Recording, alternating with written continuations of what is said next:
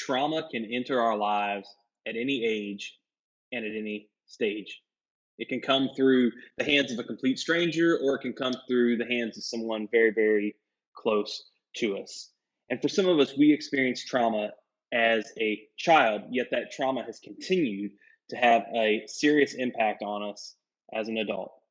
And today, what we're going to talk about is how do we identify the traumas that happened to us in the past? Secondly, how do we begin to break free from the grasp of those traumas? And to do that, we're going to give you some proven strategies, some clear ways that we've seen work for other people. This is going to be 20 minutes that is well worth your time, so stick around.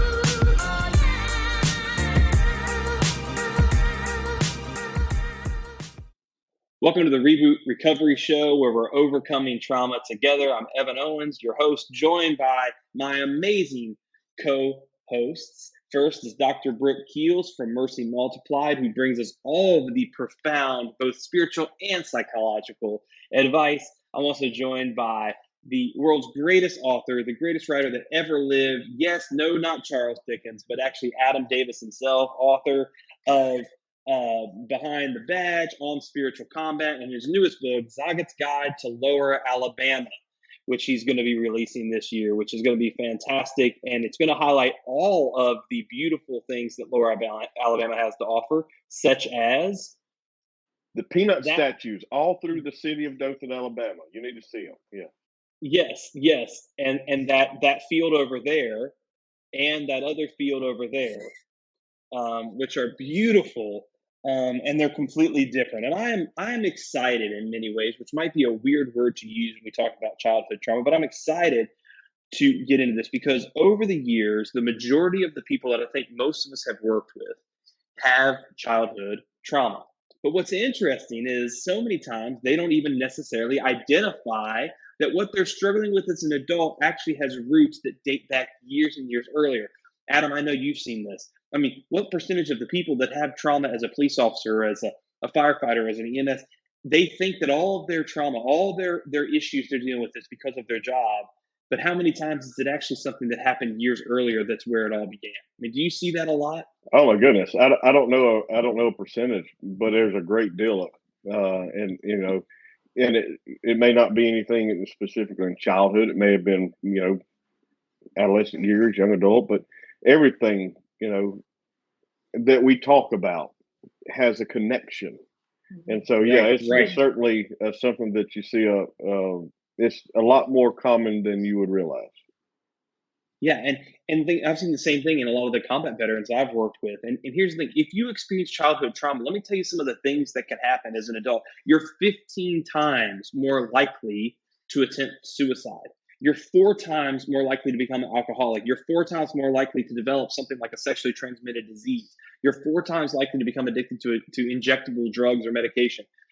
You're 3 times more likely to have serious job issues, job transitional issues. You see what I'm saying? So all these, and I can go on and on, but these types of statistics are not just data points. These are real stories that the 3 of us I know have encountered a lot. And sometimes people were aware of the traumas that occurred and they can pinpoint the exact moment. They say, this is when my life began to go a different course. But for a lot of us, let's be honest, we thought our lives were completely normal up until we became 22, 23, 24. And all of a sudden we looked at other people's lives versus ours. And it, like a ton of bricks had hit us that was like, okay, whoa, so it wasn't normal to grow up like that. It wasn't natural. And all of a sudden, we start to come face to face with maybe we had some adverse childhood experiences or some childhood trauma. And so I want to turn to the 2 of you now. Brooke, we'll come to you first. How does trauma impact a child? Kind of high level, let's keep it high level now. How does it change us as a child? So there's kind of 2 ways. One is the event itself, right? Which, if we talk about this in how God created us, we're mind, body, spirit, right? So everything is affected. And so our brains physically change when we experience a traumatic event. And then The second phase of that is how everyone handles the trauma we went through.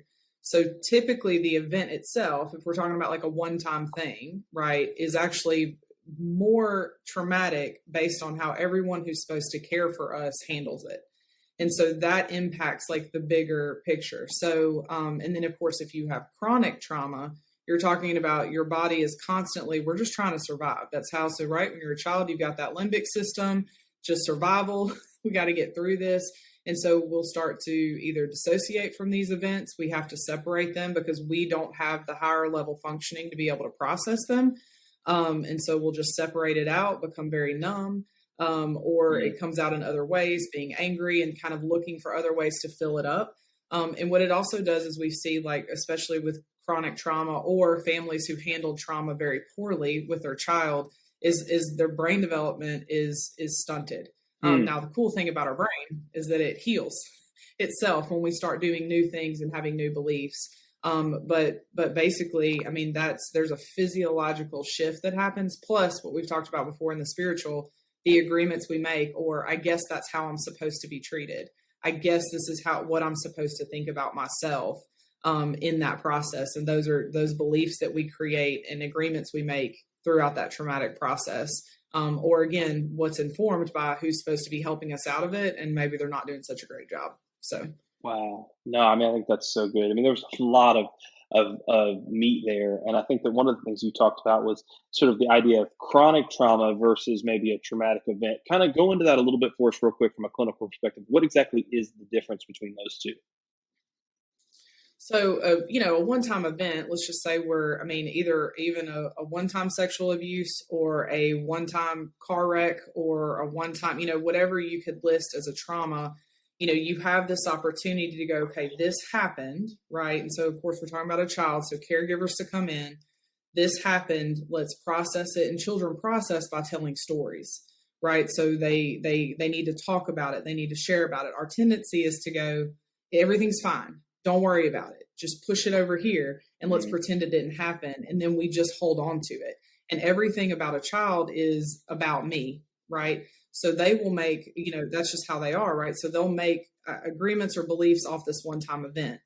When it becomes chronic, that's when we're talking about deep physiological changes in the brain and the body.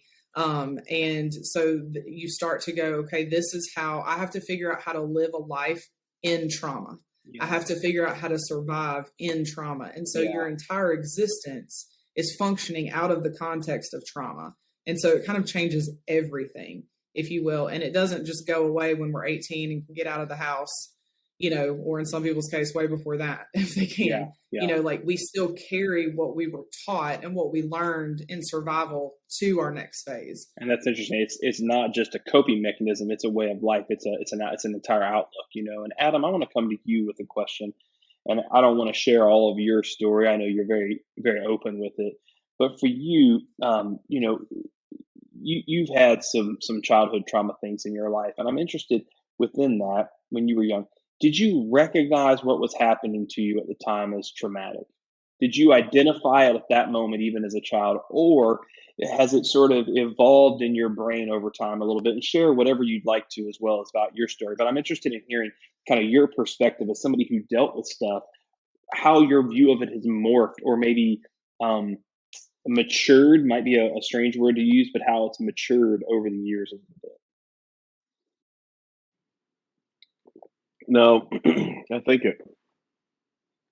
5 years old, 6 years old, it wasn't a one-time deal. It was something that happened over and over and over, and it was not a family member. It was an older male neighbor, and happened over and over and over.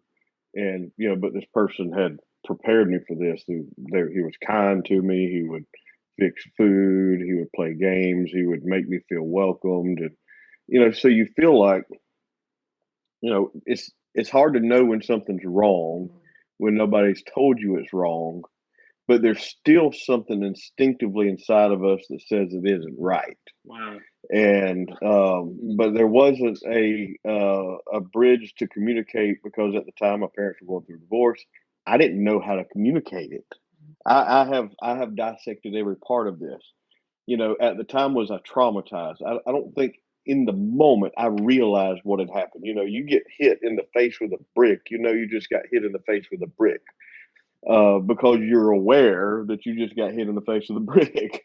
But at 5 years old, such a young age, you don't realize what happened, or even at the 15-year-old mark where somebody within the church, and just both cases, I was left with somebody to be a babysitter. And so I look back at that, I feel like, no, I don't think that I was aware at the time, but as I've developed, I've always wondered why I didn't. I had a challenge comprehending things that I read. And then when I began reading 6 years ago as a cop, really reading, I mean, like having a goal of 25, 50 books a year, my entire brain started shifting, and I started really digging into some of this stuff. It took me 20 years to start addressing this, and what happened to me as a child, a small child.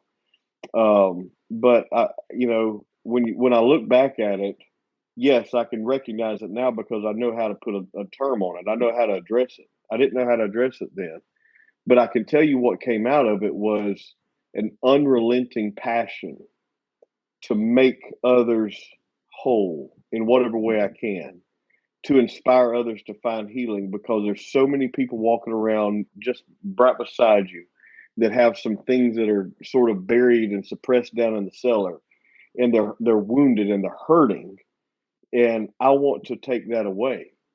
So that's what came out of it. I can't go back and change it, but what I want to do is whatever I can do through books or speaking or partnering with people like Reboot, whatever I can do, I want to do my part to take the pain away. That's what came out of it. So I don't think I could put a label on it at 5, but looking back in hindsight, yeah, absolutely, I know what happened, and I know it was wrong, and it was outside of my control. I wish I could have addressed it differently in the at the time, but you only know what you know when you know it. Right. Brooke, anything to add to that, or any feedback for that before I share a few thoughts? Oh, sure, but we would be here the No, whole go time. ahead. I just think it's such. I mean, and I love that, Adam, just that you would share your story, because I think that's what happens is we shut it down, because at 5 we didn't know how to deal with it, and then when we never have a passion or a drive to figure it out, you just never do. So if you had never decided, you know what, I've got to figure this out and I got to deal with it, then it just stays hidden, especially when you're at an age where you have to be taught, how to process, and taught what's the right and the wrong. And you're right, you're talking about grooming and all of these things that can happen in that. And even one thing that brought up is like, it happens as a kid and then it happens as a little bit older. I'm older, and then, I see this like at Mercy all the time, these young women that are abused or trafficked or whatever it is multiple times. And they go, okay, so I guess this is what I'm supposed to do. This is what I'm made for. And so then all relationships come out of that idea, right? So every relationship with a male at that point, once you decide this is what I'm for, then you try to make it make sense, because that's what we do to survive. I've got to make this make sense so I can function in the context that I've been given. And so, yeah, it's just really important. Thank you, Adam. No, I mean, I think there's, experts, quote unquote, say there's, traditionally just kind of 3 categories. So you've got acute trauma, which is usually a single event or a definable, sometimes recent event. You've got chronic, which is a certain type of trauma occurring over and over again. Domestic violence is sort of a classic case of chronic trauma. And then there's compound or complex trauma, which is multiple types of trauma experienced from usually different people, in your life. And I think that one of the things that I've experienced so many times is that I love what both of you said, as you started to make sense of your stories, you started to make sense of your past. And I think that a lot of times the inability of someone who's dealt with childhood trauma to kind of put things in order in a way that makes sense and tell the right story. And I've seen this from a spiritual perspective so often, that Satan is a master at taking, 7% of the truth, 93% of a lie, and making it smell and taste almost like the real thing. It's sort of like what's that impossible meat sandwich that all the places are serving now? It tastes, it's almost like beef. It almost would pass for beef, but it's not, right? It's not. It doesn't have the same properties as beef, but it is a con of that thing. It's a spinoff. And I've seen that so often in the people that I work with. Is there's a spiritual aspect to the enemy trying to distort by using elements of the truth, right? And I think I've seen a lot. Now, I want to ask both of you guys have done a lot of counseling. How do you see this element of spirituality and trauma colliding? Because so many people who have gone through trauma say there is no God. If there was a God when I was a child, this wouldn't have happened, right? Or they say, sure, there is a God. He loves me, but as far as he and I go, like we're gonna be all right. We're good, And there's no kind of deeper conversation.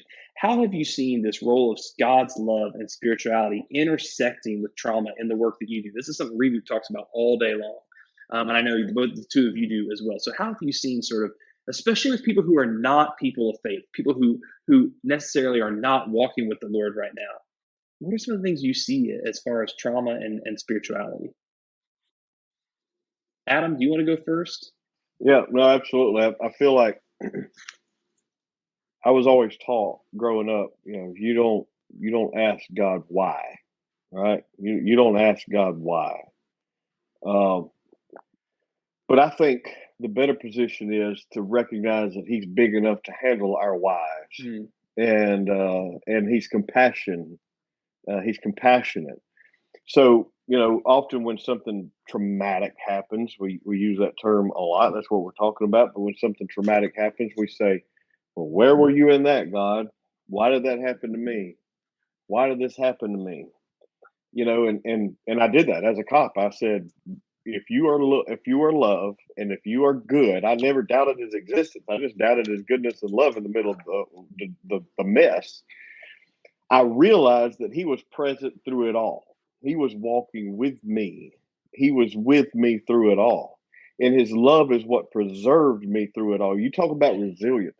The fundamental foundation, the element of resiliency is the love of God and his presence and our reliance upon it. And when we rely on that, that changes everything. But it is perfectly okay to say why. It's perfectly okay to ask God questions. I interrogated God for a long time. I highly recommend do not doing that. It is extremely tiresome. But I can tell you that a lot of people want to know why. And even the people who don't have any basis of faith, they will say, where was God in all of this? And my response to that is, he's right. He's right there with you. He never promised that you wouldn't have pain. He didn't cause the pain. But we know that we live in a fallen world, right? We know that we live in a world that this is the devil's playground. And so we are going to have trouble. We're going to have problems. We're going to have pain. But relying on his love, relying on his presence, relying on his word, and relying on the body, that being our brothers and sisters, then we can become made whole again. And so I'll toss it over to Brooke on that. But, I think there's a lot more to be said on that. And it's really hard to keep this brief. So please know I have a lot more to say about it. So You're good, man. You're good, man. You're good. Brooke, he passed the talking stick to you. Yeah, we'll do a separate podcast, just me and Adam talking about this for 7 hours. Yeah, like a mini series, really like an entire mini series. That's right. And Adam mentioned this. I think, when you're talking about somebody who doesn't have faith, and honestly, someone who is trying to figure out because I don't know how you couldn't, if you're trying to process the hard, awful things that have happened. Like, I don't know how you don't figure that out. And I think big picture of, like you said, God gave man dominion over his home. If man chooses to use that in a way that hurts someone else, that's the choice and the authority and the will that we have.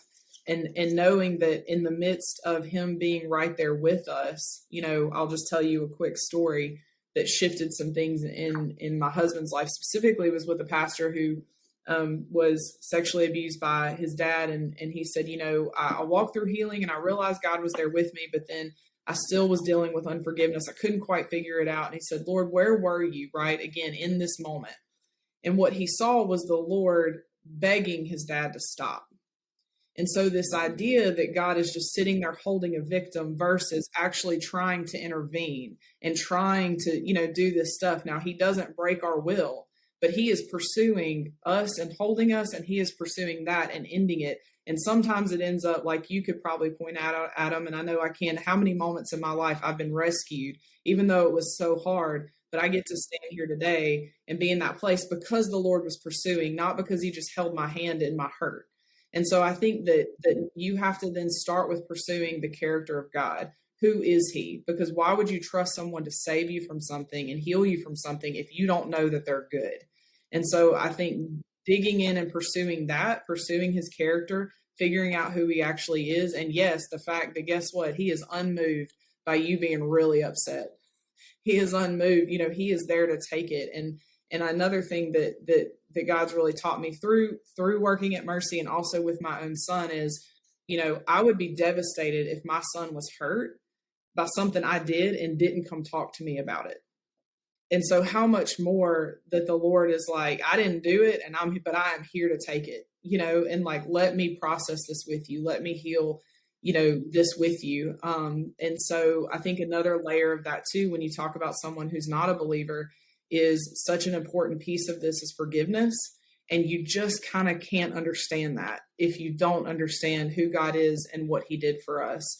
And so we can, do our behavior modification. We can kind of function in life as much as we think we can, but without like those deeper layers and levels of healing and layers of forgiveness that has to happen in new phases of life, I think we just really miss out on the true freedom that we can have from our experiences. Mm. Yeah, I love that story you said of the pastor, right? God begging them to stop. It's a beautiful picture. And I think about some of the people that we've worked over the years, some of the stories that I've heard. And it's one of the things we always talk about is inviting Jesus rather into the dark forest of your pain, right? And to close your eyes and sort of a guided walk through, and to have people sort of process that and say, where do you see Jesus now in your story?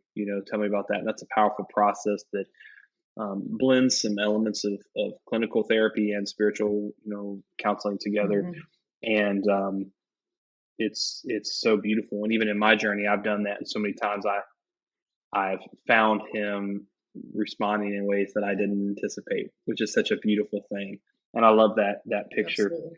What prompted this particular discussion today, knowing it would be a heavy and broad topic, was a question that I felt like we needed to address from Stephanie. And if you're listening, by the way, we want you to submit your questions. It inspires us to keep going with these podcasts. It makes us grateful to you. You can email us at info@rebootrecovery.com or Reboot Recovery on Facebook, Twitter, Instagram, etc. And here's what Stephanie sent to me. She said, I grew up with a lot of trauma. I was exposed to addiction, domestic violence, and even was homeless a few times. I feel like I'm doing pretty well as an adult, and I'm proud of how I'm raising my own kids. But my husband has mentioned to me that I tend to avoid conflict at all costs. He thinks it has to do with the trauma that I've experienced earlier in life. I tell him that I'm just a bit of a passive person. I'm interested to see what you think. Stephanie, first off, it's a good question. And I've got a few thoughts on it that I'd love to share. But first, let me open it up. Adam and Brooke, what do you guys think? What are your thoughts for Stephanie? I think that, honestly, this is not going to be very clinical. So I'm sorry. I'm sorry about that. But I think really, like, you've got to go ask the Lord that. Like, if you know him and hear his voice, go talk to him about it. Let him tell you, because it's okay to be passive. It's okay to go, that's a weird situation and that's not my place, right? It's okay to have a boundary of not pursuing conflict. But if the fruits of that are, to the point that your husband's pointing it out, and we'll just assume he's a really healthy, great guy, that it's like, hey, we're not actually dealing with stuff because you don't want to have a hard conversation. To me, that's only something, if you've walked through pain and trauma, it can't just be that somebody else tells you that. Like, it's got to be recognized between you and the Lord, and have him show you, like, those, the areas that maybe are not actually free. And because you're just like, look, I've had enough conflicts in my life and I think I'm done. Right. Yeah. And so God's like, let me heal that from you. So, cause like the world is conflict. It just is. Right. We all just rub each other the wrong way. And so how do we navigate that? And especially if you have kids, they're just there to bring it. So, Yeah. Honestly, I'm sorry that's not very clinical, but I think that's the first place I would go. Yeah, that's great. Adam, any thoughts for Stephanie? Yeah, I think you are doing pretty well. All that you've experienced and been exposed to, I feel like you are doing well. And you know what? Uh, Everybody handles conflict differently, and if you're being passive with it, and if you're just internalizing it or however you're responding to it. But I can, um, I, if you think you're a passive person, or if you think that you're just addressing conflict in a way that's not, the way he addresses conflict, everybody addresses it differently. Just say, this is how I address it, and this is how I'm going to deal with it. At the end of the day, you're doing great. Continue to do great, and then just have some open conversations about how you both see handling conflict, because how you see handling conflict with anything affects how you can handle conflict with each other. And so your past experiences have taught you how to handle conflict in your marriage. And so you want to be intentional about having a healthy strategy for dealing with conflict within that relationship that you have with each other, so that you're compassionate with each other. But just have a conversation about it. Sit down and talk about it. Certainly I'm not a therapist but have a conversation with each other about it and talk about it. So, well, you say that that I tend to avoid conflict because of what happened earlier in life. How would you handle conflict? And then you can feedback off of that. And so just understand at the beginning, just be compassionate, be empathetic with each other, and just have a conversation. It'd be great to have over dinner sometime on a date night, which is incredibly important. Quick sidebar, right? Yeah, no, I mean, I think that's good. And Stephanie, Stephanie, while I was reading your question, I had this thought that I think is really a word for you that I want to just share with you. Hopefully you're listening and watching this episode, and it's this: which there's a difference, Stephanie, between being passive and being powerless. Mm-hmm. And it's one thing to say, I've had enough conflict in my life, I don't need to have any more right now. It's another thing to say, my entire life I've always been powerless in the conflict, so I'm just going to keep being powerless. And I think as a child, when childhood trauma happens, so many times there is a sense of you can't, fight, flight, freeze. If you think about it, you're not going to fight back. You're like 6 years old. What are you going to do? You can't flee. Where are you going to go? Mm-hmm. And so all you do is freeze. You become powerless. You become passive. And Stephanie, I really feel like for you in your situation, I don't know which one it is. I don't know if it's passive or if you're feeling powerless, but there is a difference. And what I want to say to you is that, when we're a kid and when we freeze, it enables our body to keep from experiencing the fullness of the pain of that moment. Because I believe God does that because he knows that the pain that we're experiencing would be too much for us to bear if we actually experienced it in its fullness, right? And so I think this enables us to be able to survive, and this behavior becomes extremely helpful and adaptive. But you see, what's interesting is that same passivity, if applied now to healing, if I say, well, I'm just going to be passive, I'm not going to address the conflict of entering into the pain of my past. I'm just going to let it be what it was. All of a sudden now that thing that was adaptive and helpful becomes maladaptive and harmful. You see what I'm getting at right there? Let me give you another example that has nothing to do with you, Stephanie, but let's say as a child that I developed an appetite for numbing out when life became really hard and stressful because I was around all types of abuse or trauma or something like that. That's very adaptive because I can't flee, I can't fight. So therefore it allows me to exist. I love what Brooke said earlier that, and I'm going to butcher it, but you talked about that you begin to just exist in trauma. You learn how to exist in it, as opposed to being able to fight or flee from it, right? And so that response, that numbing out response was helpful. It kept you alive. But now as an adult, you carry that numbing response. So now when life gets hard, when work gets stressful, when your marriage gets tense, when things get difficult, all of a sudden now you turn to numbing agents because that's all you've ever known, that when things get hard, I numb. And so now all of a sudden you have addictions. You're starting to drink too much. You're starting to use substances. You're using pornography. You're using whatever it is. And so whatever helps you stay numb. And so, what kept you alive when you needed it to as a child will actually kill you as an adult if taken too far. And I think that's really important, and so Stephanie, and to all of our listeners, again, just remember that being passive is fine. Being powerless is not. Feeling the need to constantly numb and run away is not. If you've encountered childhood trauma, such as Stephanie did, first off, I want to tell you the fact that you're listening to the show puts you light years above most people because you are taking intentional steps to heal. That should not be overlooked or underpraised. You are awesome. I'm proud of you. Adam and Brooke are proud of you. God is proud of you. He's behind you, cheering you on more than you could possibly imagine right now. And so I want you to know that you're not passive. I would just say that Stephanie, to you right now, you're not acting passively because you're listening to the show. You're taking intentional steps to heal. And that is worthy of praise. Take some credit. Take some credit for that. So before I close, any other thoughts, Brooke or Adam, on that piece? No? I just think, I don't know, I'm going to speak for Adam as well. Somebody has to. Well, because I don't have my Alabama translator service going today. But you're from Louisiana, so you have like a decoder ring that takes Alabama and transfers into Louisiana. That's right, that deep south. Yeah.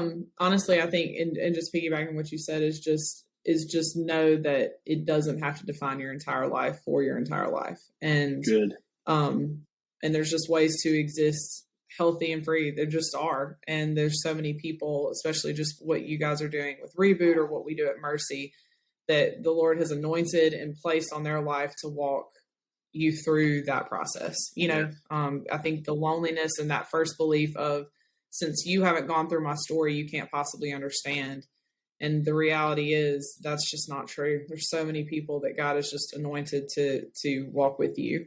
So just even being open to that idea, I think is just a really great first step. And if they're listening to this, hopefully you are, and that just solidified it for you, Yeah. So. And if you are, and if you're looking for some great first steps, and if you're a woman who has dealt with some things that you feel like are really challenging, go to Mercy Multiplied. Check them out. If you're a person who wants to kind of maybe start a little bit easier, maybe go and buy one of Adam's books. You can find them on Amazon and on his website, theadamdavis.com. And Mercy Multiplied's website is mercymultiplied.org. Is that right? Or .com? It's .com. Yeah. Okay, yeah. .com. I never questioned that until this moment. Yeah, you can go there. It's .com. Or you can go to Reboot Recovery and sign up for one of our trauma healing courses. All three of us would love to help in any way we can. That's why we get out of bed every morning, is for the coffee and for you. And again, so if you get a chance at the end of this, leave us a 5-star review. A lot of people look at those to decide if they're going to seek help or not from this podcast. And we offer this as a mission to really help people. And hopefully it's been helpful to you. But let me tease and tell you what we are going to be talking about next week, because this one could get a little bit spicy. We're going to be talking about the role that the church will play in the future of mental health in our country. This one, there are some strong opinions out there, and we are going to try to offend everyone equally next week. So it is going to be wonderful. And you are not going to want to miss this episode, because I think it might be the first time that there is screaming. I'm just teasing. It will be good, though, so you don't want to miss that. Until then, I'm Evan Owens, reminding you to keep moving forward as we overcome trauma together here on the Reboot Recovery Show.